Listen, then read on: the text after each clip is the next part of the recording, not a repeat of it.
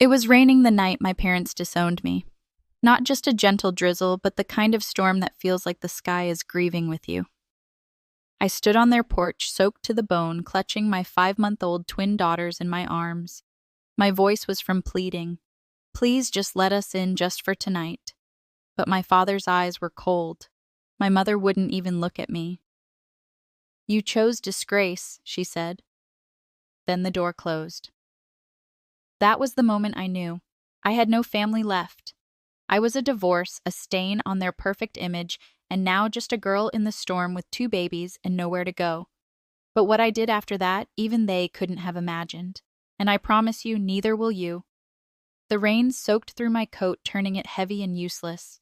My arms trembled not just from the cold, but from the weight of Issa and Rory. Their tiny bodies pressed against me, whimpering in confusion. Their cries were muffled, almost apologetic, as if they knew we didn't belong there anymore. I stood frozen on the porch, staring at the door that had just shut in my face. The same door I once ran through as a child, laughing, dragging mud across their polished hardwood floors.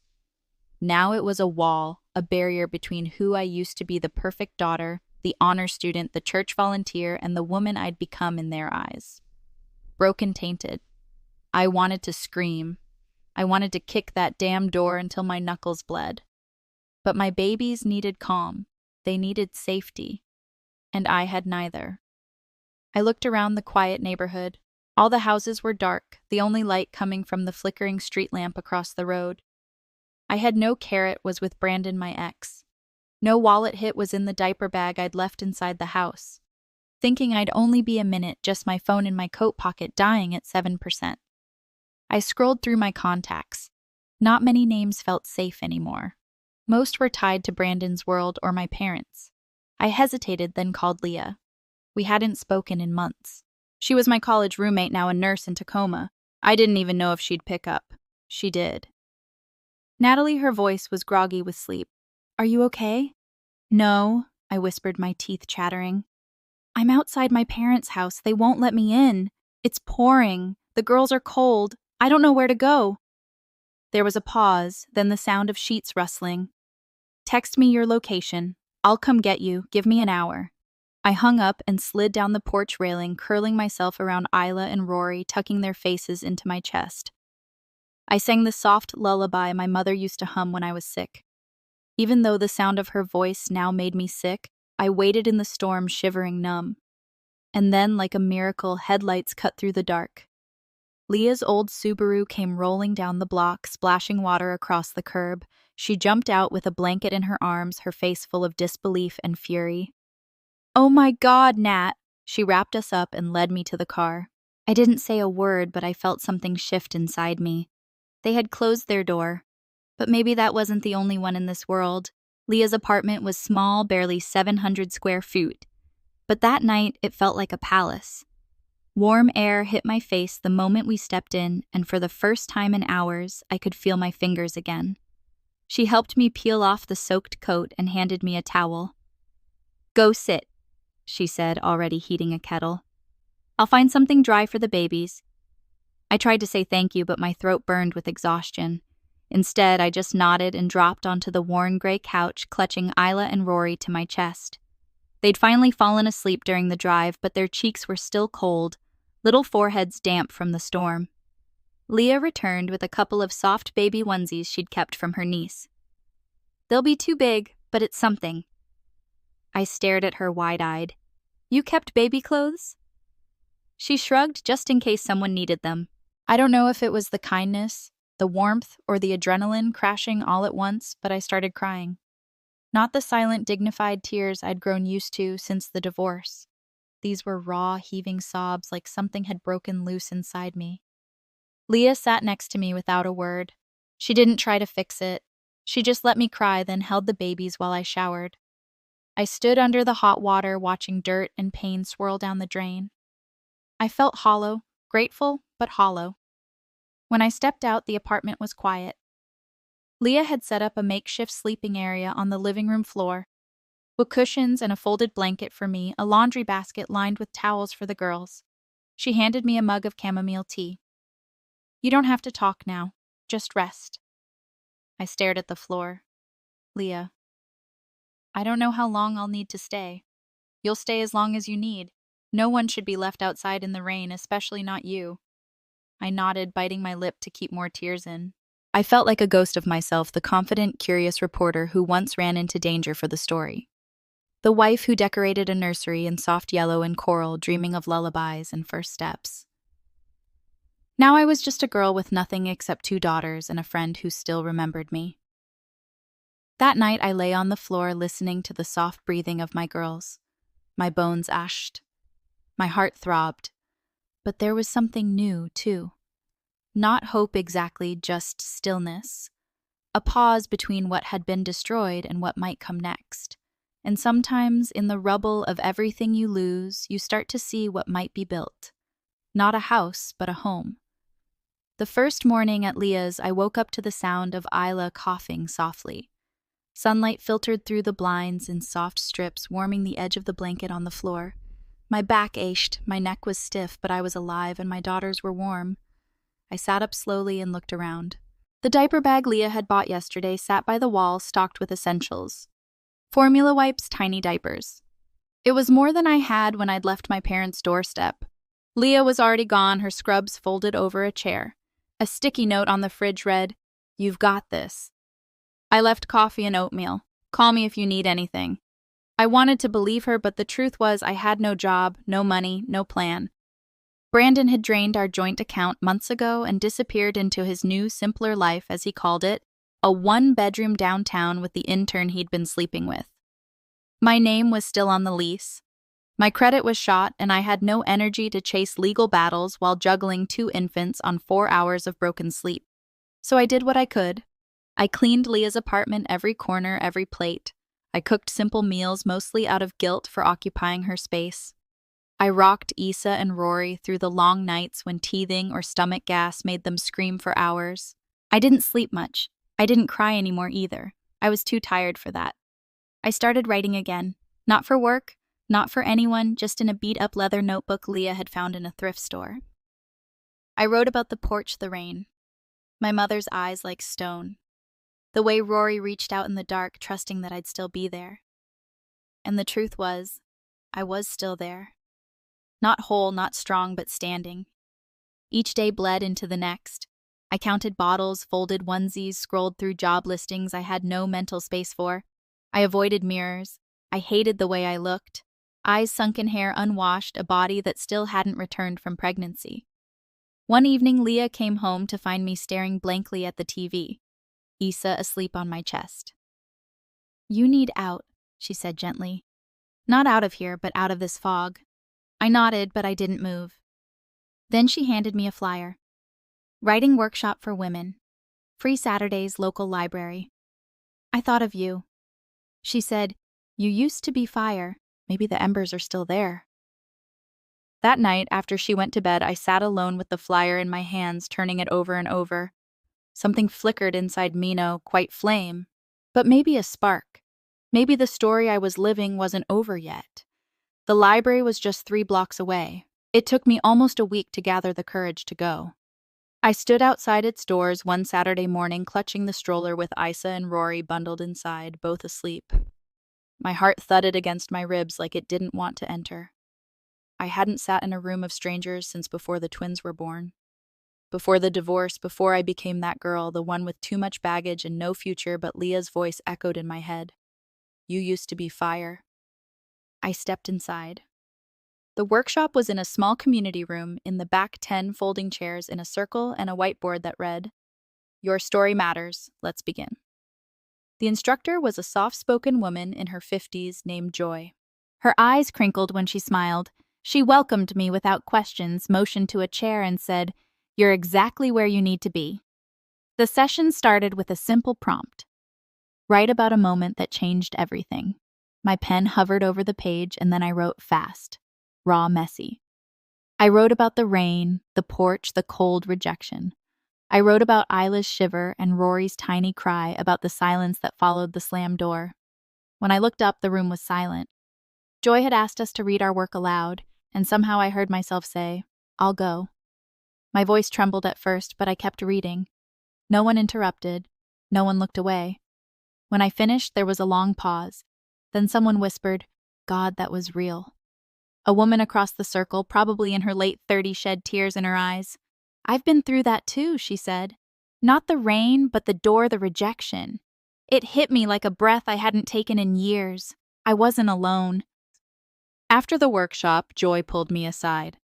"You have something, Natalie," she said. "I don't just mean talent, I mean truth, and truth matters." I walked home in a daze, the twins babbling in their stroller. The city looked softer. Or maybe I just did. That night, I reread my notebook. I saw it differently. It wasn't just pain anymore. It was story, something bigger than me, something that could matter to someone else. So I opened Leah's old laptop and began typing it up slowly, a few pages a night after the twins went down. I didn't know what I was writing exactly, but I knew why. Because I needed to remember that I survived. And someone else out there might need to remember that they can too. It started with a blog post. Leah convinced me to publish one of the chapters I'd written, just one. She helped me set up a free WordPress site and titled it "Left in the Rain." I didn't expect anything from it. I thought maybe a handful of strangers would read it, maybe a few polite comments, maybe nothing at all.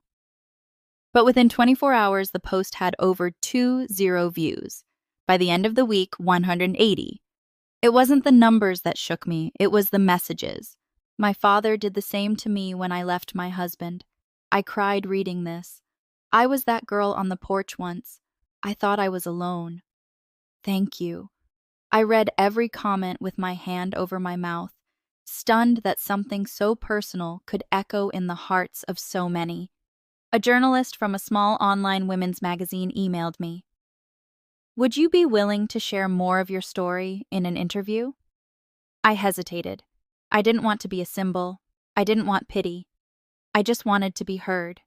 So I said yes. The article ran with the headline, "LFT in the Rain, One Mother's Journey from Rejection to Resilience." It went viral. Suddenly bigger outlets reached out. A podcast invited me to speak. A parenting forum pinned my story. A major Instagram page for single moms reposted my excerpt with the caption, "Read this, then hug the woman next to you because no one should be left in the storm." The blog post was shared across Facebook, Twitter, Reddit, even LinkedIn. My inbox overflowed. A literary agent messaged, "Have you considered turning this into a book?" I stared at the screen, heart pounding. Me, a book. I told Leah, and she practically screamed. "Yes, Nat, that's what you've been doing all along." But something inside me still flinched. Would my parents see it? Would they retaliate? I asked Leah. "Am I doing something wrong by making this public?" She looked at me calm and firm. "No, you're not exposing them. You're exposing the silence they left you in." And that felt true. So I started piecing the blog posts into chapters. I gave it shape. I gave it a name, Left in the Rain, because that's where it began, but not where it would end. I signed the publishing contract on a Wednesday afternoon. The girls were napping in their playpen. Leah was at work. I was sitting on the edge of the couch, fingers trembling over the laptop mouse as I hovered over the accept button. The contract wasn't from a big New York house, but it was real. A small indie publisher run by women had read my manuscript and believed in it. I closed my eyes, took a breath, and clicked. Just like that, Left in the Rain was no longer just mine. In the weeks that followed, I worked with their editor on tightening the manuscript, choosing a cover, a black umbrella in a puddle, and writing the dedication. "To the daughters born into storms, may you find your shelter within." The official announcement came out on the publisher's website and Instagram. It was shared widely. Again, I should have been elated, but deep down, I braced for it. And I was right. 2 days after the announcement, I received an envelope in the mail. No return address, but I knew that handwriting. I'd learned to read it perfectly growing up, from thank you cards to passive-aggressive birthday notes. My mother's. Inside was a 2-page letter neatly typed cold as marble. "Natalie, your decision to make our family affairs public is disgraceful. You have shamed us in front of our church, our neighbors, and our community. If this book is not retracted immediately, we will be forced to take legal action." No warmth, no apology, just fury dressed up as decorum. My hands shook as I read. I dropped the letter onto the kitchen counter and stood in silence, the hum of the refrigerator the only sound in the room. When Leah got home, she read it too. Her jaw clenched. "You knew this could happen, right?" I nodded, but I didn't expect it to hurt this much. A few days later, a formal legal notice followed, this time from an actual attorney representing my parents. A cease and desist letter accusing me of defamation, slander, and emotional harm caused by misrepresentation. I laughed. A sharp, bitter sound. "They left me outside in the rain with 2 babies," I muttered. "And I'm the one causing emotional harm." The publisher called and offered legal support. They'd seen this happen before. Women writing memoirs about surviving religious, patriarchal, or toxic family systems. There was a whole legal department dedicated to truth defense. We gathered everything. Text messages, emails, photos from that night taken by Leah documenting how I arrived soaked, shivering, clutching my daughters.